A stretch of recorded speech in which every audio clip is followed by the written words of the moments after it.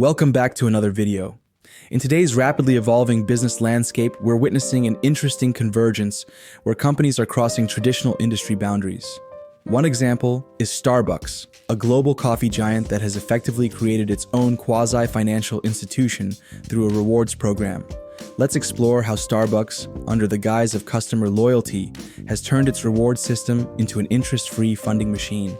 In 2009, Starbucks launched the My Starbucks Rewards program. Customers can preload funds into their Starbucks accounts via an app or card. In return, they earn points or stars for every transaction.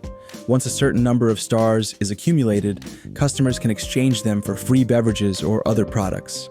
While this seems like a standard rewards program, what lies beneath is a much more sophisticated financial operation. Each time a customer loads money into the system, Starbucks receives an upfront cash payment. This creates an interest-free loan for the company. What Starbucks does with this capital is clever. They invested in short-term, low-risk financial instruments, yielding modest returns. While each individual contribution is small, the company's vast global customer base allows this strategy to scale dramatically. According to reports, Starbucks has over 29 million active rewards members globally, funneling upwards of $10 billion annually through the program. If Starbucks were a conventional bank, it would rank among the top 2% of US banks by deposit size. In some cases, the funds on these cards remain unused, contributing to what's known as breakage, money that's forgotten. In 2018 alone, Starbucks profited $155 million from unused balances. This system is completely legal, but is it ethical? On one hand, customers benefit from convenience and the occasional free drink. On the other hand, they're unwittingly providing Starbucks with a cost-free loan that the company uses to generate income. Consumer advocacy groups point out that preloaded cards can lead to overspending, as people are more likely to make additional purchases when the funds are already committed. From Starbucks' perspective, it's a brilliant business model. For customers, though, it raises questions about transparency and fairness. Starbucks is not alone in this new wave of corporate financial services. Major companies like Apple, Walmart, and Amazon are venturing into the same territory.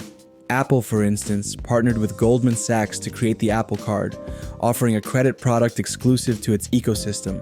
Similarly, Walmart introduced its own prepaid debit card and peer-to-peer transfer service, capitalizing on its large customer base. These corporations are not subjected to the same strict regulations as traditional banks, but this might soon change. As they expand their financial services offerings, regulators are beginning to take notice.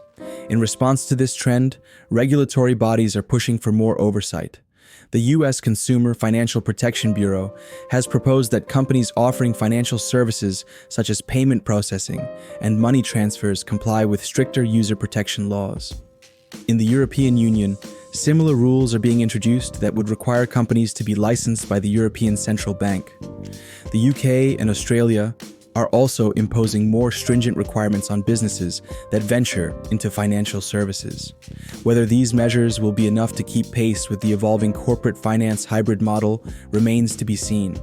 As businesses continue to blur the lines between sectors, Starbucks' transition from a simple coffee company to a quasi-financial entity represents a fascinating case study. By transforming its loyalty program into an interest-free financial engine, Starbucks has effectively created a secondary revenue stream, largely unnoticed by its customers. This raises a crucial question. Should Starbucks, and companies like it, be held to the same standards as traditional financial institutions? Or, as long as customers are satisfied, does it really matter? Let me know what you think in the comments below. Thanks for watching, and I'll see you next time.